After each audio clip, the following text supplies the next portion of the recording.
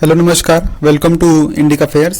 Please subscribe Indic affairs. Pakistan, Sri Lanka और कई अन्य देश जिस आईएमएफ के सामने गिड़गिड़ाते हैं कि आईएमएफ उनके देश की इकोनॉमिक हालत ठीक करने और economic bail out package announce करे, उसी आईएमएफ की चीफ क्रिस्टलिना जॉर्जिवा ने दावोस में वर्ल्ड इकोनॉमिक फोरम के दौरान भारत के सामने गिड़गिड़ाया है और बेग किया है कि भारत वीट एक्सपोर्ट से बैन हटा ले। उन्होंने कहा कि मैं इस बात को जानती हूँ कि भारत में 135 करोड़ लोगों का पेट भरना है और मैं यह भी जानती हूँ कि गर्मी के कारण गेहूं के उत्पादन में कमी आई है। इसके बावजूद भी मैं भारत से गेहूं की एक्सपोर्ट बैन पर पुनर्विचार करने का आग्रह करती हूँ। पहले कोविड-19 और इसके बाद रूस यूक्रेन वॉर की वजह से दुनिया भर में फूड शॉर्टेज उत्पन्न हो गई है, जिसकी वजह से प्राइसेस ऑल टाइम हाई हो गई हैं।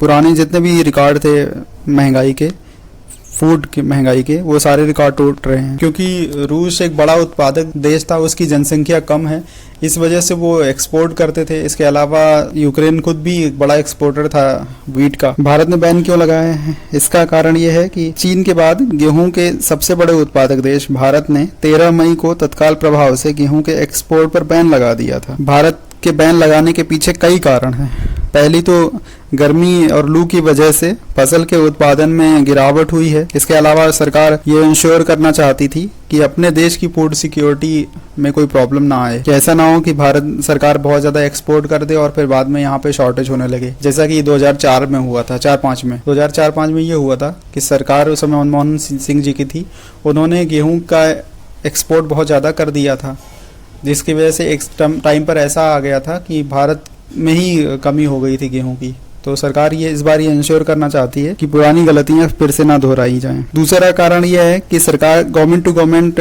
एक्सपोर्ट करने होने से सरकार के पास कितना स्टॉक है और कितना एक्सपोर्ट हुआ है, ये सारा डेटा रहेगा। तीसरा कारण यह है कि जो प्राइवेट कंपनीज हैं, इसके अलावा चाइना और अन्य देशों की कंपनीज है, वो क्या करती हैं कि गेहूं को मार्केट से खरीद कर, किसानों से खरीद कर और स्टॉक कर लेती हैं।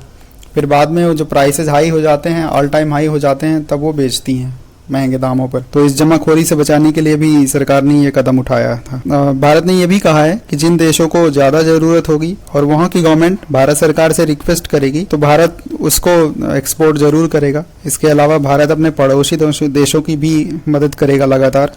और भारत ने अफगानिस्तान को 50 मीट्रिक टन गेहूं फ्री में दिया था। इसके अलावा श्रीलंका को भी भेजा था। अभी फूड शॉर्टेज खत्म नहीं होने वाली है, क्योंकि जो नई फसल है उसमें भी प्रॉब्लम होने वाली है, क्योंकि सबसे बड़ा कारण ये है कि उर्वरक की कमी। आपको बता दूं कि रूस दुनिया का सबसे बड़ा उर्वरक उत्पादक देश है और वो रॉ मटेरियल भी एक्सपोर्ट करता है कई देशों को, जिससे वहां पे भी उर्वरक बनता है। लेकिन सैंक्शंस की वजह से रूस दुनिया से कट गया है और वो खुद भी एक्सपोर्ट नहीं कर सकता। इसके अलावा रॉ मटेरियल भी दूसरे देशों को नहीं मिलेगा, जिससे वहाँ का भी प्रोडक्शन बाधित होने वाला है। ऑर्गेनिक खेती होगी, लेकिन ऑर्गेनिक खेती उतना ज़्यादा प्रभाव नहीं पड़ेगा उसका, क्योंकि उसका प्रोडक्शन बहुत ज़्यादा नहीं होता और वो जो कमी है, शॉर्टेज है वीट की, वो पूरी नहीं कर पाएगी। भारत सरकार ने ये इंश्योर किया है कि भारत में उर्वरक की कमी नहीं हो। इसके लिए भारत सरकार रूस से वस्तु विनिमय प्रणाली है, जिसको बार्टर सिस्टम बोलते हैं, उस पर भी बात कर रहा है। इसके अलावा जॉर्डन से भी उर्वरक खरीदने के लिए एग्रीमेंट किया गया है। अब तो दुनिया भर में ये चर्चा होने लगी है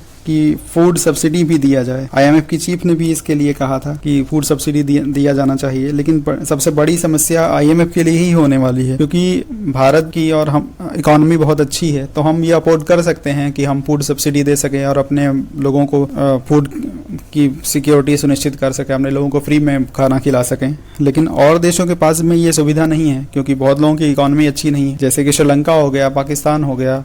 इसके अलावा और कई अन्य देश हैं जो जिनके पास इतना पैसा नहीं है कि वो सब्सिडी दे सकें। तो वो लोग क्या करेंगे, फिर आईएमएफ की ओर रुख करेंगे और आईएमएफ को प्रॉब्लम हो जाएगी, क्योंकि वो कितने देशों की मदद कर सकते हैं। हमारी इकोनॉमी बहुत अच्छी है, इसलिए हम फूड प्रोग्राम चला सकते हैं, 80 करोड़ लोगों को भोजन करा सकते हैं फ्री में राशन देकर। इसके अलावा महंगाई को कम करने के लिए भारत सरकार ने पेट्रोल और डीजल के प्राइसेस भी कम किए हैं और अभी आने वाले समय में और भी रिलीफ पैकेज आएगा।